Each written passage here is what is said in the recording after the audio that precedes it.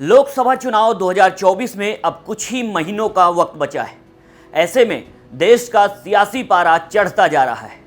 BJP को सत्ता से बेदखल करने के लिए विपक्षी पार्टियां अपनी रणनीति बनाने में और रणनीति को जमीन पर उतारने के लिए अहम बैठकें कर रही हैं। बता दें, विपक्षी गठबंधन की अब तक 3 बैठकें हो चुकी हैं। हर बैठक में तमाम दलों के शामिल होने के साथ गठबंधन की ताकत भी बढ़ी है। पहली बैठक में 15, दूसरी में 26 और तीसरी में घटक दलों की संख्या 28 हो गई थी। विपक्षी दलों का मानना है कि उनकी एकजुटता और रणनीतियां 2024 में बीजेपी के जीत के रथ पर ब्रेक लगा सकता है। इसकी एक झांकी उत्तर प्रदेश की विधानसभा सीट घोसी के उपचुनाव में भी देखने को मिली। और घोसी का जिक्र हमने इसलिए किया क्योंकि लोकसभा चुनाव में उत्तर प्रदेश सीटों के लिहाज से एक अहम राज्य है। कहा जाता है कि देश की सत्ता का रास्ता उत्तर प्रदेश से होकर ही गुजरता है। यहाँ अगर विपक्षी दलों ने, खासकर यूपी में सबसे मजबूत पार्टी समाजवादी पार्टी ने अगर अपना गणित बिठा लिया तो बीजेपी के लिए मुश्किलें हो सकती हैं, जो कि घोसी उपचुनाव में हुआ भी। समाजवादी पार्टी ने यहाँ बड़ी शानदार जीत दर्ज की। इसके बाद से देश भर में चर्चाओं का दौर शुरू हो गया कि क्या सपा वाकई में कोई बड़ा खेल करने वाली है, क्योंकि घोसी उपचुनाव महज 2 दल, 2 उम्मीदवारों के बीच की लड़ाई नहीं था। ये 2 गठबंधनों के समीकरणों, नेताओं और उनकी रणनीतियों का भी लिटमस टेस्ट था। शिवपाल यादव और ओम प्रकाश राजभर दोनों नेताओं की प्रतिष्ठा भी दांव पर थी। वहीं अब परिणाम आने के बाद ये चर्चा तेज है कि पूर्वांचल का सियासी किंग कौन होगा। 2024 में पिछड़ी जातियां किधर जाएंगी? आखिर दलित वोटर्स का झुकाव किधर होगा? ये सवाल इसलिए भी उठ रहे हैं क्योंकि पूर्वांचल के मऊ जिले की घोसी विधानसभा सीट के लिए उपचुनाव में भारतीय जनता पार्टी ने पूरी ताकत लगा दी थी। बीजेपी के प्रदेश अध्यक्ष भूपेंद्र चौधरी, डिप्टी सीएम ब्रजेश पाठक समेत तमाम बड़े नेताओं ने डेरा डाल रखा था। दारा सिंह चौहान के नामांकन के ठीक बाद बड़ी रैली कर बीजेपी ने ताकत दिखाई थी, एकजुटता दिखाई थी। खुद मुख्यमंत्री योगी आदित्यनाथ ने भी अंतिम चरण में चुनावी रैली को संबोधित कर चुनावी माहौल पार्टी के पक्ष में करने की कोशिश भी की थी। इसी के साथ घोसी के जाति समीकरण भी बीजेपी के लिए मुफीद माने जा रहे थे। बीजेपी ने अलग अलग जाति वर्ग के मतदाताओं को साधने के लिए अलग अलग चेहरों को जिम्मेदारी सौंप रखी थी।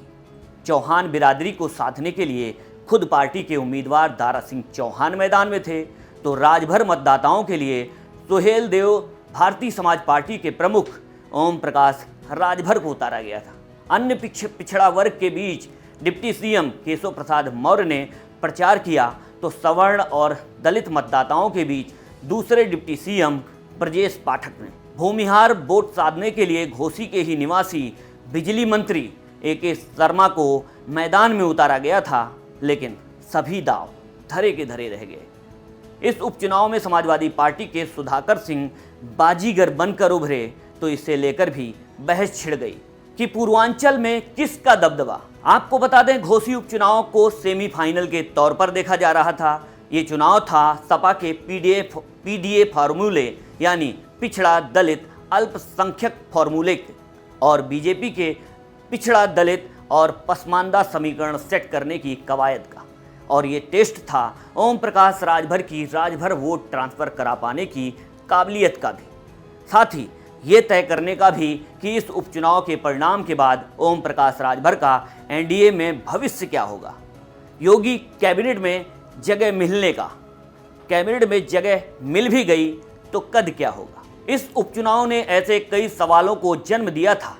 वहीं घोसी की लड़ाई को राजभर बनाम शिवपाल के रूप में भी देखा जा रहा था, लेकिन जब से परिणाम आए तब से ही ये भी चर्चा तेज हो गई कि सूबे के नेताओं में पूर्वांचल का चुनावी चाणक्य आखिरकार कौन है। राजनीतिक पंडितों की अगर माने तो घोसी उपचुनाव के परिणाम से सपा में शिवपाल यादव मजबूत हुए हैं, तो वहीं राजभर NDA में कमजोर हो गए हैं। राजभर अब ना तो मंत्री पद के लिए बार्गेनिंग करने की स्थिति में रह गए हैं और ना ही लोकसभा चुनाव में सुभाषपा के लिए अधिक सीटों के लिए ही। यही वजह है कि वे अब मंत्री बनने का दावा कर ऐसा माहौल बनाने की कोशिश कर रहे हैं कि जनता ही उन्हें मंत्री पद में देखना चाहती है, ऐसा संदेश जाए। दूसरी तरफ घोसी उपचुनाव के बाद शिवपाल पूर्वांचल की सियासत में सपा के नए रणनीतिकार के तौर पर उभरे हैं। वैसे शिवपाल की इमेज कार्यकर्ताओं से जुड़े रहने वाले जुझारू नेता के तौर पर है। शिवपाल ने घोसी में कैंप से लेकर प्रचार तक की रणनीति बनाई, उसे धरातल पर उतारा, तुरंत फैसले लिए और बीजेपी के हर दांव को तत्काल काट दिया। वहीं शिवपाल ओम प्रकाश राजभर की छवि को राजभर मतदाताओं के बीच अवसरवादी नेता के तौर पर गढ़ने में कामयाब रहे। लोकसभा चुनाव करीब है। आम चुनाव से पहले लिटमस टेस्ट माने जाने वाले उपचुनाव की जीत को न सिर्फ सपा बल्कि शिवपाल यादव के सियासी कैरियर के तौर पर भी संजीवनी साबित हो सकती है। वहीं दूसरी तरफ बसपा का उम्मीदवार नहीं होने का लाभ भी सपा को हुआ है।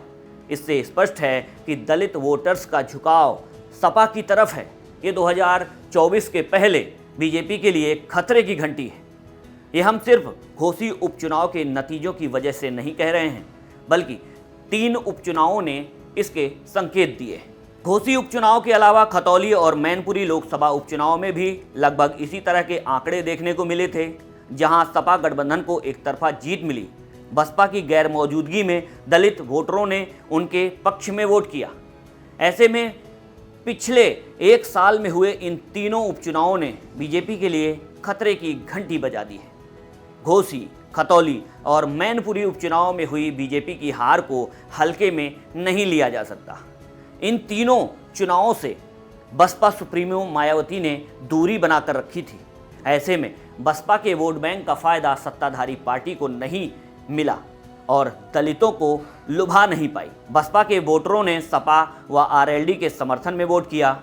बीएसपी की गैर मौजूदगी का फायदा नहीं उठा सकी बीजेपी। घोसी के अलावा दिसंबर 2022 में हुए खतौली उपचुनाव की बात करें तो यहां भी सपा रालोद के गठबंधन के सामने बीजेपी को हार का सामना करना पड़ा था। ये सीट पहले बीजेपी के खाते में थी, जिस पर विक्रम सिंह सैनी ने 45.34% वोट हासिल कर जीत हासिल की थी। तब रालोद को 38% वोट और बसपा को 14.15% वोट मिले थे। उपचुनाव में बसपा ने फिर कोई प्रत्याशी नहीं उतारा। ऐसे में आरएलडी के मदन भैया 54.23% वोट के साथ जीत दर्ज की थी, जबकि बीजेपी प्रत्याशी को 41.72% वोट मिले थे। दिलचस्प बात यह है कि खतौली में भी मुस्लिमों के बाद दूसरे नंबर पर दलित वोटर हैं। आज़ाद समाज पार्टी के प्रमुख चंद्रशेखर भी सपा रालोद के समर्थन में आ गए थे। इससे दलित वोटर सपा रालोद के साथ हो गए और बीजेपी को बहुत कम वोट ही मिल पाए थे। वहीं दिसंबर में हुए मैनपुरी लोकसभा उपचुनाव में भी दलितों ने सपा का साथ दिया था। ये सीट सपा संरक्षक मुलायम सिंह यादव के निधन के बाद खाली हुई थी, जिस पर सपा ने डिम्पल यादव को मैदान में उतारा और बीजेपी ने रघुराज साक्य को टिकट दिया था। इस उपचुनाव में डिम्पल यादव ने 64.49% वोट पाकर बड़ी जीत दर्ज की थी, जबकि बीजेपी प्रत्याशी को सिर्फ 34.39% वोट मिले थे। यहां पर भी बसपा नदारद थी। ऐसे में दलित वोटर बीजेपी से दूर और सपा के करीब आ गया था। बसपा की गैर मौजूदगी में दलितों ने सपा को वोट दिया। इन तीनों उपचुनाव के नतीजे बीजेपी को इसलिए परेशान करने वाले हैं क्योंकि भाजपा दावा करती आई है कि उसने इस समुदाय को मुफ्त राशन, घर, एलपीजी कनेक्शन जैसी कल्याणकारी योजनाओं से लाभ पहुंचाया है। बावजूद उसके अब दलित वोटर्स बीजेपी से छिटक रहे हैं। हालांकि बीजेपी का दावा है कि इन शिकस्त की सबसे बड़ी वजह गलत उम्मीदवारों का चयन किया जाना रहा है। मैनपुरी में सपा ने रघुराज साक्य को टिकट दिया, जो पहले सपा में थे। घोसी में भी बीजेपी ने सपा छोड़कर आए दारा सिंह चौहान पर भरोसा जताया और खतौली में विक्रम सिंह सैनी की पत्नी को टिकट दिया, जिन्हें कुछ दिन पहले अयोग्य घोषित कर दिया गया था। ऐसे में साफ है कि बीजेपी के लिए 2024 में हैट्रिक लगा पाना और यूपी में पिछले रिकॉर्ड को दोहरा पाना आसान नहीं होगा, क्योंकि अभी जैसे जैसे लोकसभा का चुनाव नज़दीक आएगा वैसे वैसे इंडिया गठबंधन से जुड़े बड़े नेताओं की रैलियां भी होंगी, जिसका असर भी देखने को मिलेगा। ऐसे में बीजेपी को नई रणनीति पर काम करना होगा। वैसे आपको क्या लगता है, क्या इंडिया गठबंधन बीजेपी को यूपी में पटखनी दे पाएगा? हमें कमेंट करके ज़रूर बताएं। और अगर आपको हमारा ये विश्लेषण पसंद आया हो तो वीडियो को लाइक करें, शेयर करें और चैनल को सब्सक्राइब करना बिल्कुल न भूलें। नमस्कार।